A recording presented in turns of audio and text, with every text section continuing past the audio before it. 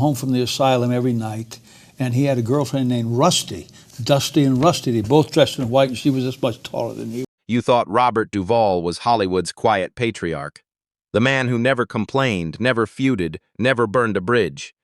The steady hand in every storm. You were wrong. At 94, he finally broke his silence and named 6 people he called enemies. Not rivals, not disappointments. Enemies, and every single one of them is a name you know by heart. They called him difficult. They called him cold, a relic from another era who couldn't adapt.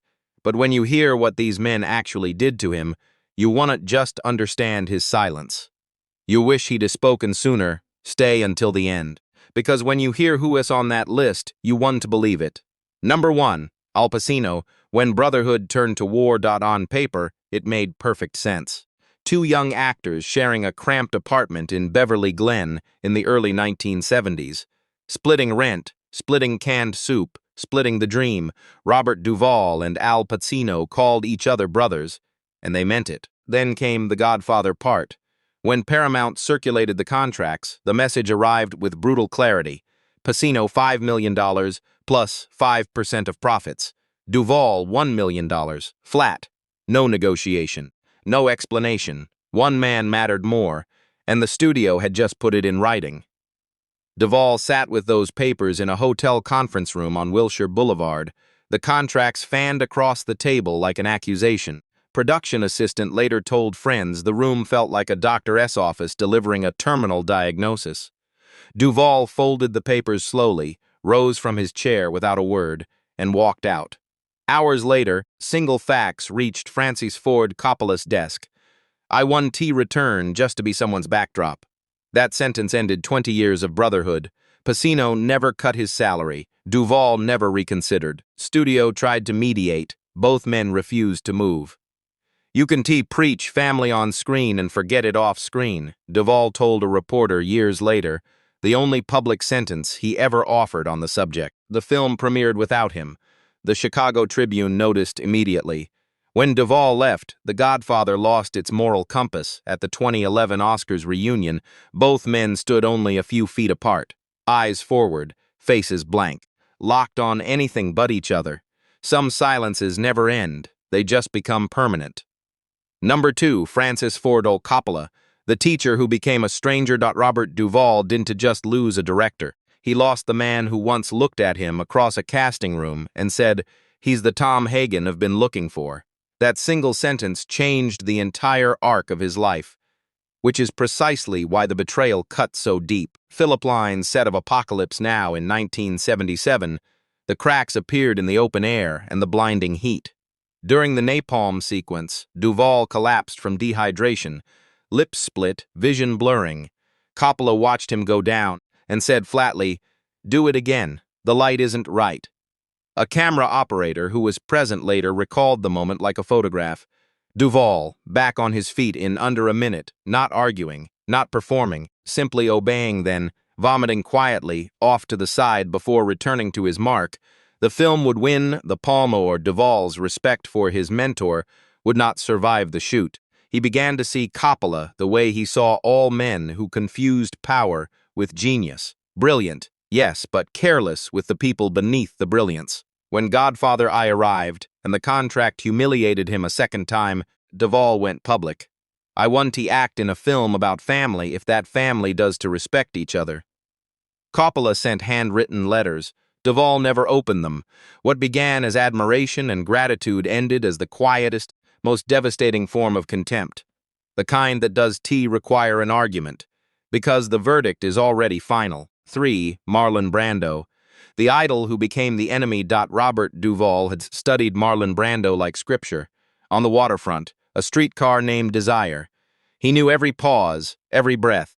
When they were finally cast together in The Godfather in 1971, Duvall believed he was meeting a god. Brando arrived 2 hours late, sunglasses on. Cigarette trailing smoke, 3 personal assistants orbiting him like satellites. No apology, no acknowledgement. He moved through the set as though the production existed to accommodate his mood. He refused all rehearsals. He demanded cue cards taped to walls and to other actors' backs. He rewrote dialogue on the morning of shooting, derailing rhythms that took weeks to build. A script supervisor who worked that production for 3 months later told colleagues she had never witnessed anything like it. Chaos dressed up as instinct. Duvall, who prepared obsessively and expected the same from everyone, watched in growing disbelief. He was the soul of the film, Duvall said years later, and the enemy of every actor inside it. Then came the 1973 Oscars. Brando sent a Native American activist to reject his Best Actor award live on national television. Half of America was moved. Duvall was furious. He turned our work into a protest, Duvall told a friend. He believed Brando cared more about the spectacle of the gesture than the craft it was supposed to honor. When Brando died in 2004, Duvall sent a single white card to Coppola, 3 words. Let it end, for a man who had once memorized every frame of Brando's early work. That was the only eulogy he could offer. Number 4, Stanley Kubrick. The genius he called an enemy of actors. T, a 2010 Hollywood Reporter roundtable, surrounded by Jeff Bridges, Ryan Gosling, and a room full of industry professionals. Duvall said something that froze everyone in their chairs. To me, the great Stanley Kubrick was an actor's enemy. I can point to movies he has done. The worst performances I've ever seen. Gosling raised his eyebrows, laughed quietly, then stopped. Duvall didn't smile. This wasn't a provocation, it was a verdict. To Duvall, Kubrick's method of driving actors through 70, 80, even 100 takes was not perfectionism. It was punishment wearing perfectionism as a mask. How can he tell the difference between the first take and the 70th? He asked. You don't find truth by grinding it out of someone.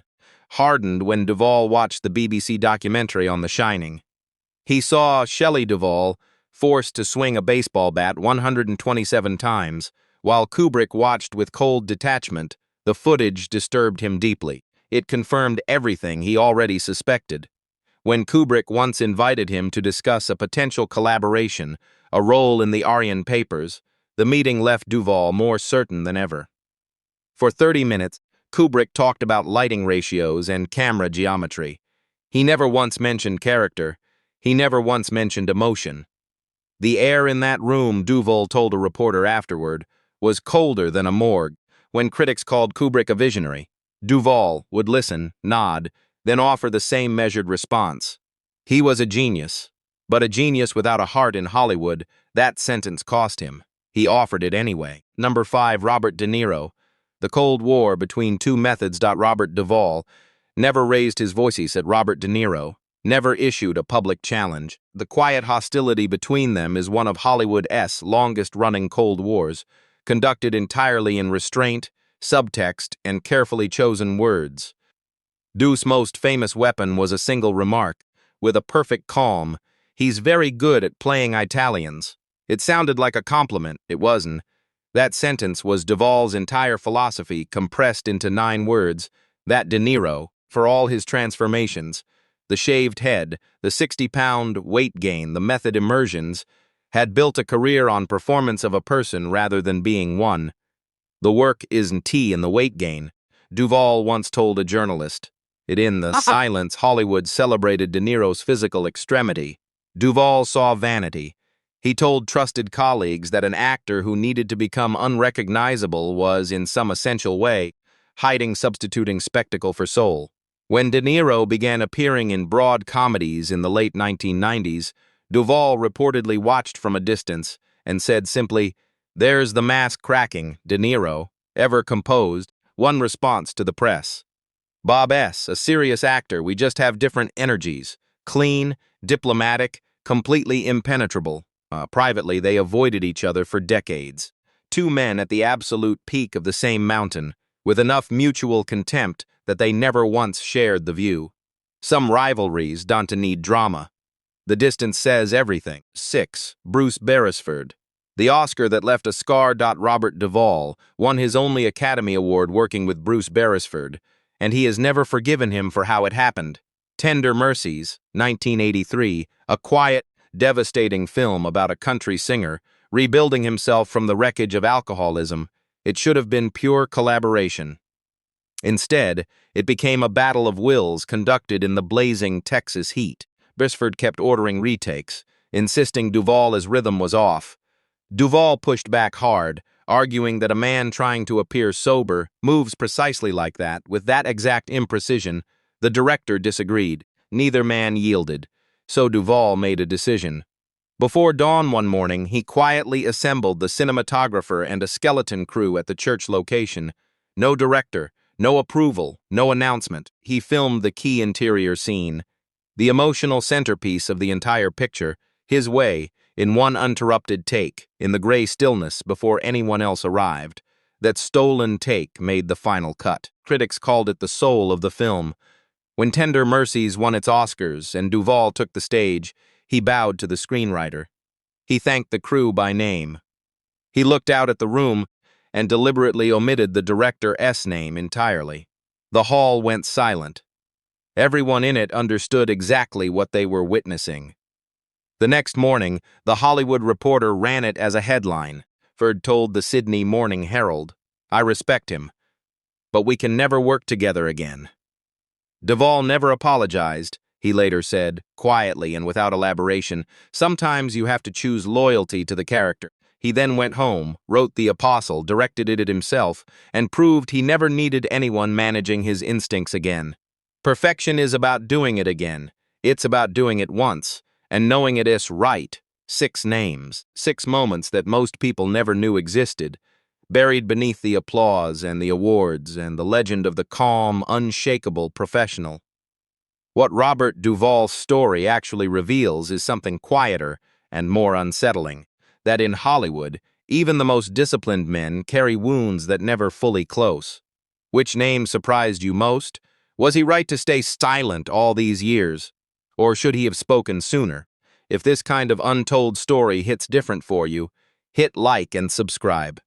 There are more names where these came from, and the next one is even harder to believe.